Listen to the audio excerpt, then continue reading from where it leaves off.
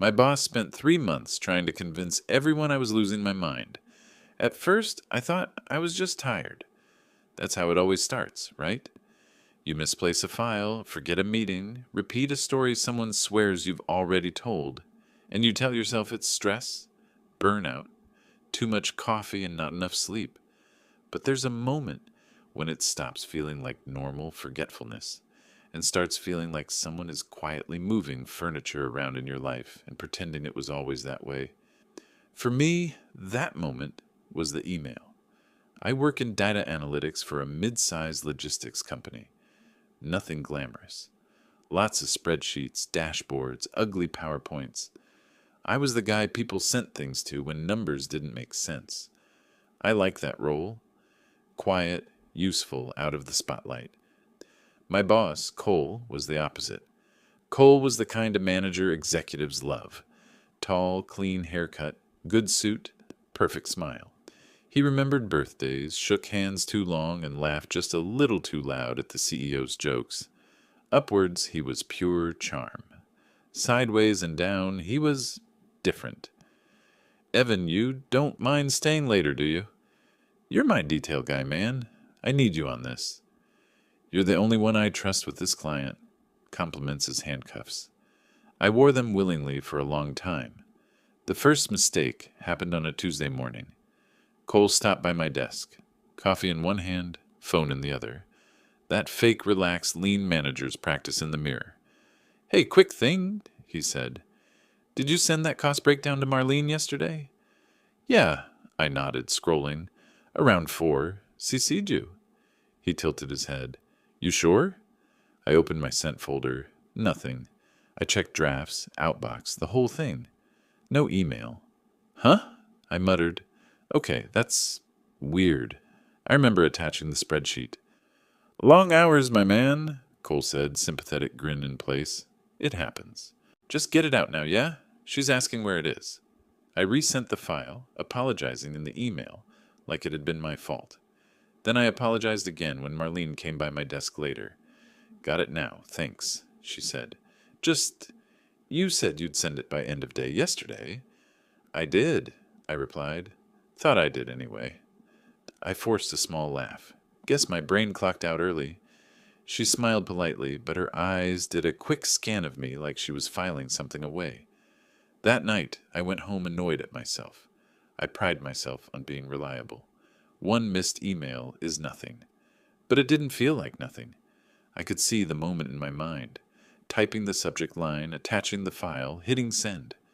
I remembered the blue progress bar. You don't imagine a progress bar, do you?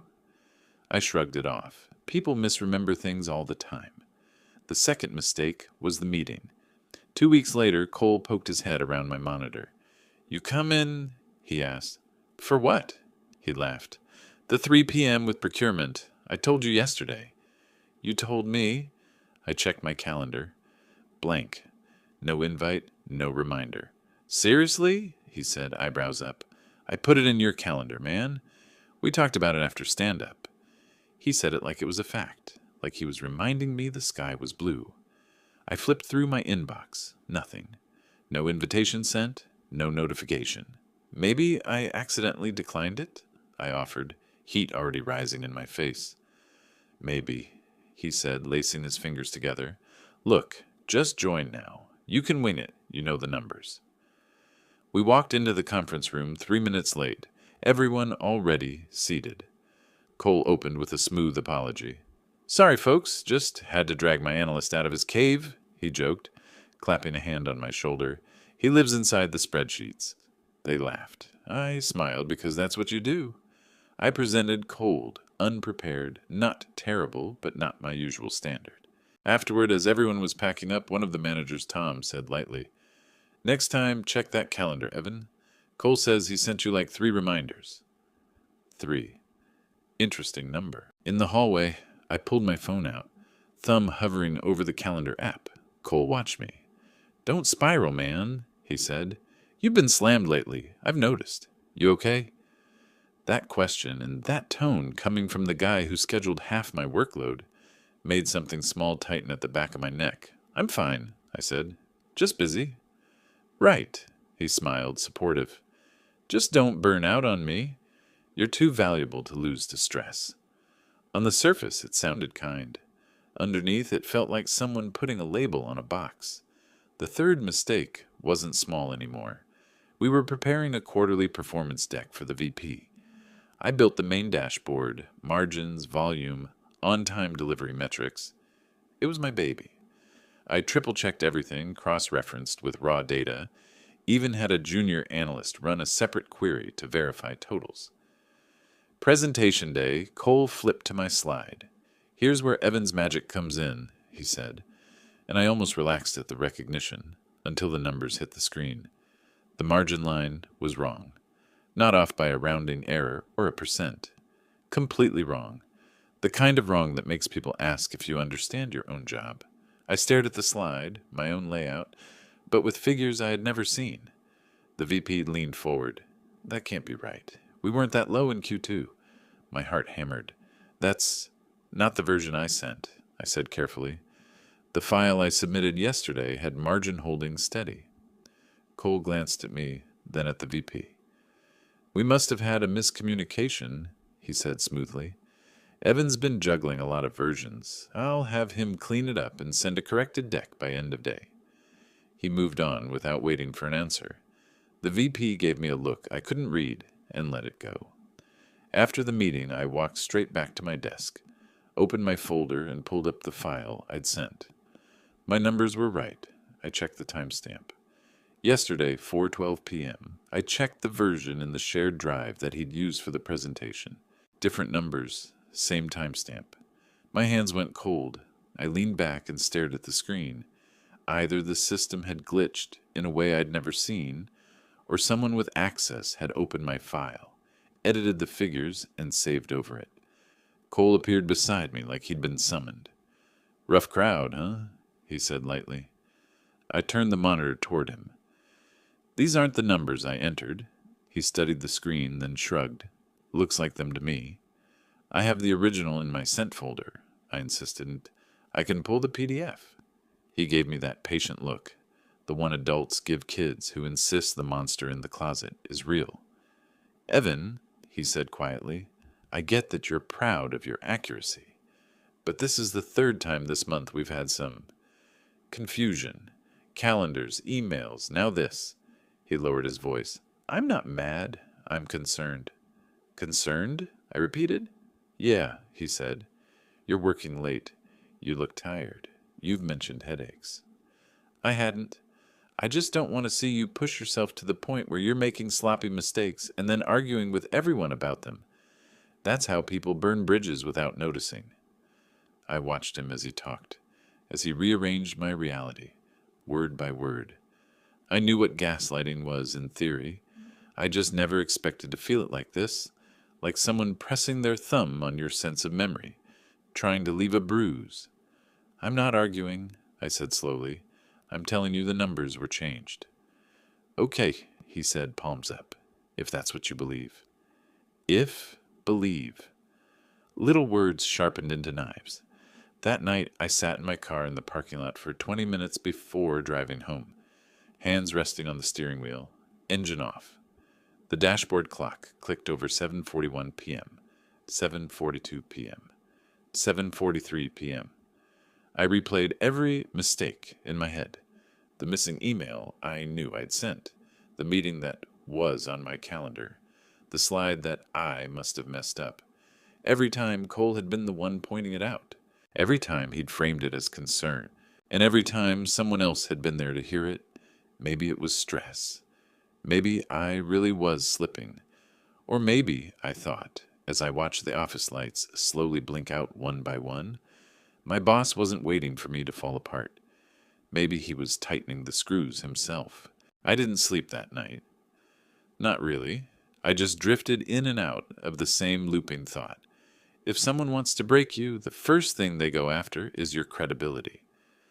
By morning, I'd made a decision. Not dramatic, not angry, just firm. If something else went missing, I'd know it wasn't me. So before I even left the apartment, I set up a silent system of my own. A folder on my desktop that looked empty unless you knew the shortcut keys. A script that created hidden, timestamp backups of every document I worked on. A screen recorder that only triggered when I hit a quick keystroke. A sync of my sent emails to a private backup. I wasn't preparing for revenge. Not yet. I was preparing for proof. At 9:03 a.m., I walked into the office. Cole was already there, leaning on the edge of my desk like he owned the furniture. "Morning, Evan," he said, smiling too wide. "Got a sec?" My stomach tightened. "Sure." He gestured toward a conference room. "Let's talk real quick." We stepped inside. He shut the door. "This is just between us," he began, in that tone people use when they're about to lie. "I've been hearing some concerns." "Concerns," I repeated, neutral. "From Marlene, from Tom, from the VP. He spread his hands. "They're worried you're slipping, missing details, getting overwhelmed." "I'm not overwhelmed." He tilted his head, pitying. "They think you are." There it was again. That subtle shift. Not what I did, but what people supposedly thought. A story being rewritten around me while I stood inside it. "What specifically have they said?" I asked. He smiled, slow and deliberate. "Nothing they'd want quoted." Something cold moved through my chest. He kept going. "Look, man, you've always been my right hand. But if you're going through something, I need to know. I can't have you making me look bad in front of leadership." There it was, the real key. It wasn't about me being okay. It was about him looking perfect. I met his eyes. "I haven't made you look bad." He leaned closer, lowering his voice. "Not yet." The warning hung in the air like a threat wrapped in concern. That was just the beginning. The rest of that week felt like walking across a stage where someone else controlled the lighting. On Wednesday, I got a Slack message from a coworker. "Hey, sorry you missed the call earlier. I covered for you." I stared at it. I hadn't missed anything. My calendar was empty. I messaged back. "When was the call?" 11:30, she replied. "Cole said you were supposed to join." Funny. Cole and I were together at 11:30 reviewing shipment forecasts, and he hadn't mentioned a call at all. I kept my face neutral the next day when he strolled by my desk. "Heard you spaced on the vendor sync," he said lightly. I forced a calm breath. It wasn't on my calendar. He nodded, sympathetic. "Sometimes Outlook glitches if you decline something twice. I've seen it." Except I hadn't declined anything. And he knew that. He tapped my cubicle wall before walking away. "Just keep an eye on your schedule, okay?" People are noticing. People are noticing. That phrase hit different this time. I opened my hidden folder later that afternoon. My backups told the truth. No invite ever arrived. Someone else had been editing the story. By Friday, the pattern wasn't just suspicious. It was surgical. A file I'd saved at 2:14 p.m. showed a modified time of 2:32 p.m. I wasn't at my desk at 2:32 p.m. I had badge swipe logs to prove it. A note I'd written in a protected cell had been deleted. Only 2 people had edit permissions, me and Cole. A comment thread in our project board had been archived without my action. Only project owners could do that. Again, me and Cole.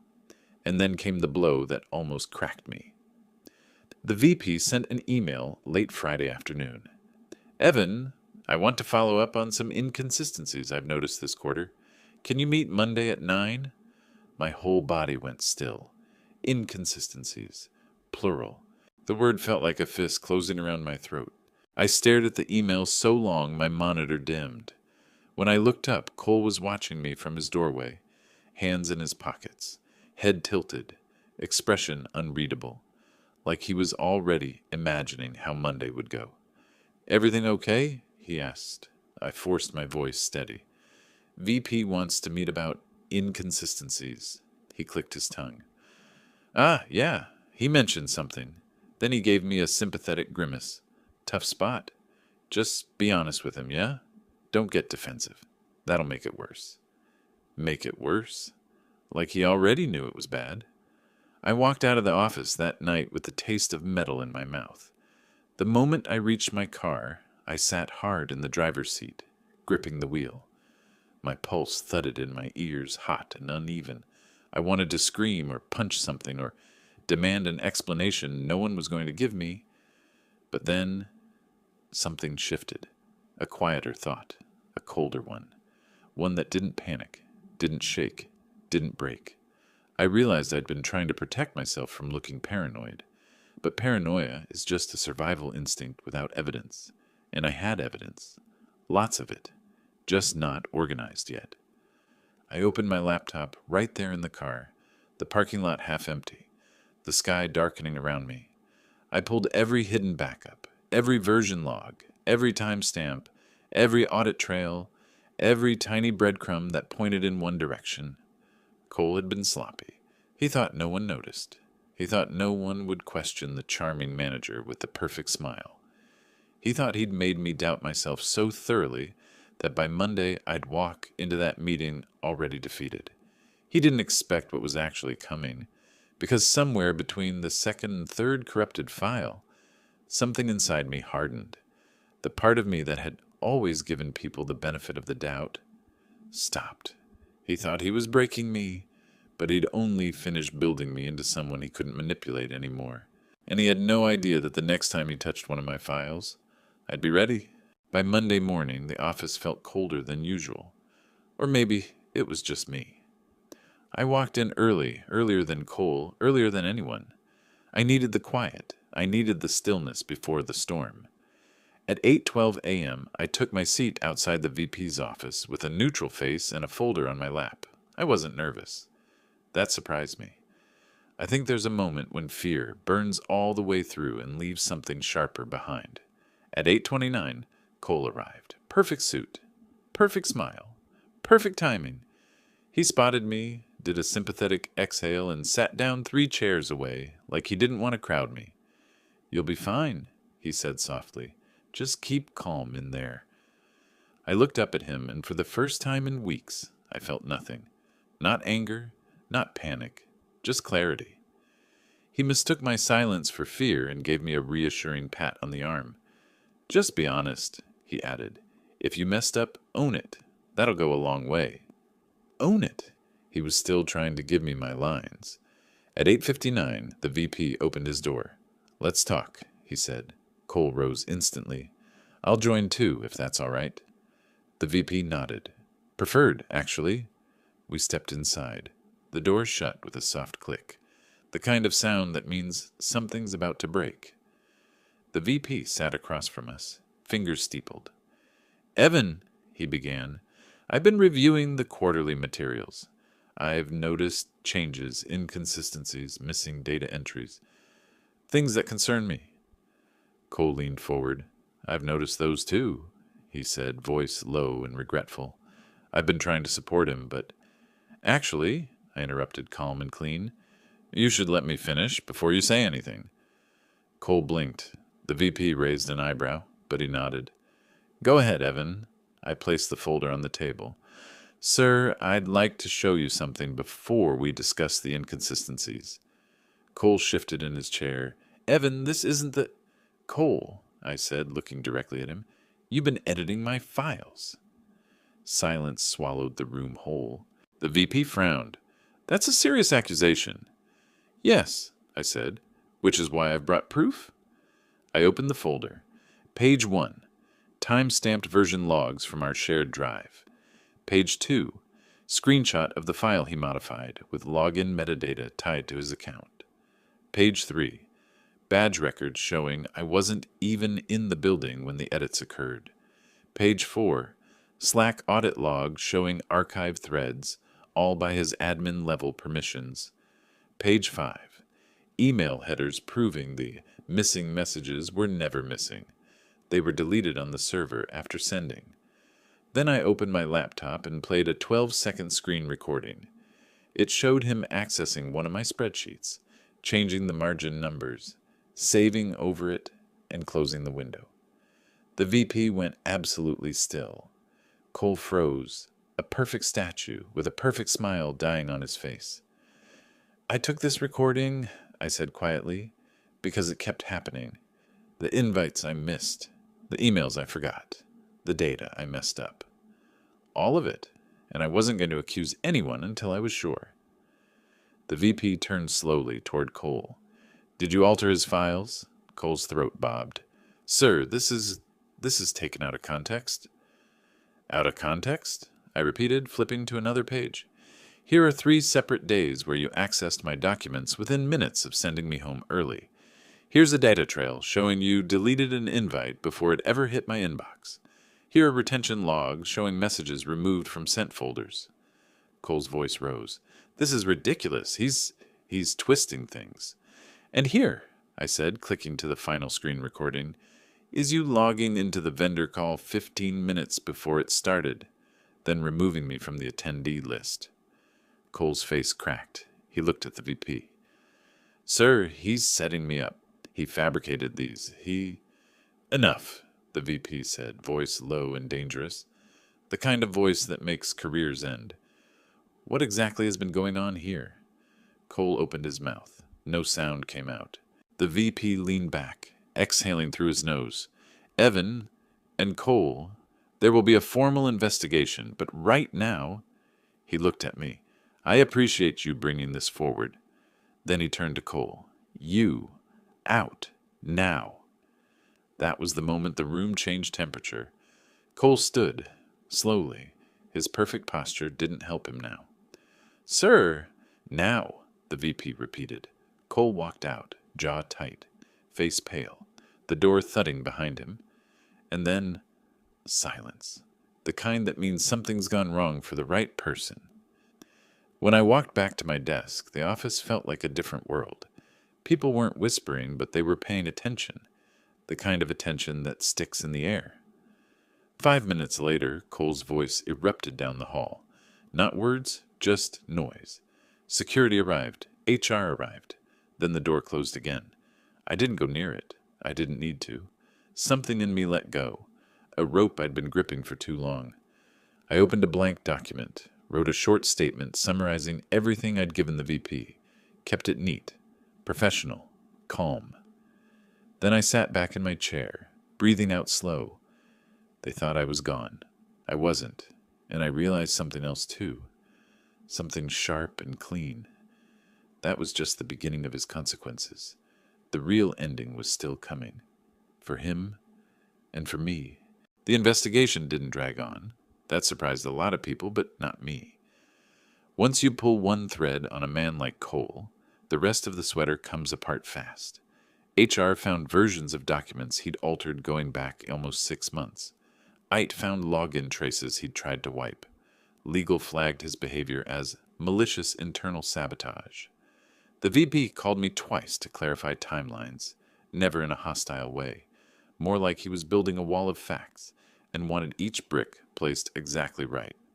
By the end of the week, the company terminated Cole for cause, which is corporate language for, this will follow you until the end of your career. He was escorted out, head down, suit jacket folded over his arm like he was carrying the weight of his own reputation. I didn't watch from the window. People did, but I didn't. I didn't need to see it. I'd already lived the part where he tried to make me feel invisible. I wasn't giving him the satisfaction of watching me watch him. Here's the part people don't expect. I didn't celebrate, didn't spike the football, didn't feel triumphant. I felt quiet. Like someone had turned down a noise I didn't realize had been blaring for months. That weekend, I slept through the night for the first time in weeks. No racing thoughts. No imaginary alarms going off inside my head. Just sleep. Deep, simple, unremarkable sleep.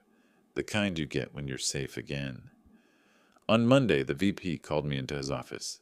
Evan, he said, we're offering you the interim manager role, effective immediately. It was the promotion I used to want, before all of this.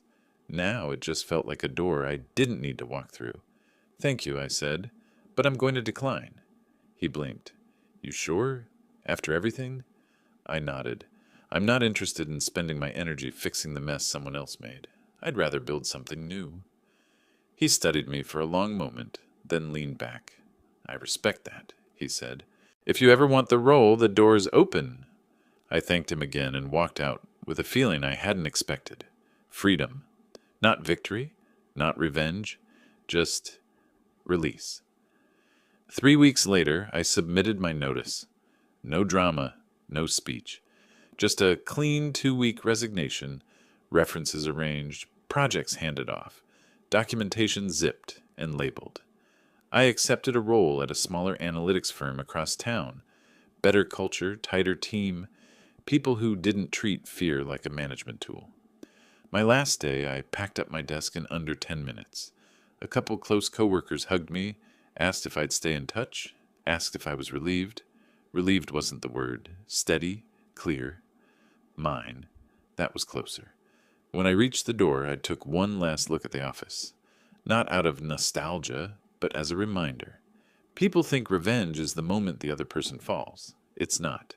Real revenge is the moment you stop carrying the weight they put on your shoulders. Cole's fall didn't fix me, it just removed the noise. What fixed me was choosing a place he'd never be able to touch. A life that didn't have his fingerprints on the walls. 2 months into my new job, I got lunch with a former coworker who still had contacts inside my old department. She said, at first people were confused. Then they saw the investigation notes. Now they treat your documentation like a masterclass. I shrugged. I didn't do it to prove anything. You did, she said, just not to them. Maybe she was right. When I got home that night, I sat on my couch, lights low, a quiet apartment around me. I made dinner. I opened windows. I put my phone on silent and didn't feel anxious. There was no static in the air, no waiting for someone to twist a story I hadn't even told yet, no walking into a room wondering what version of myself had been presented while I wasn't looking. Just peace. Simple, unassuming peace. The final kind, the kind that stays. And when I thought back to the start of all this, to the moments Cole tried to paint me as unstable, forgetful, unreliable, I realized something. He wanted me to question my reality. But in the end, the only reality that mattered was the one documented in facts, timestamps, and truth. And he couldn't touch that. Not then, not now, not ever. That was the real ending, the one without loose threads, without what-ifs, without ghosts. Just a closed door behind me and a life I finally recognized as my own.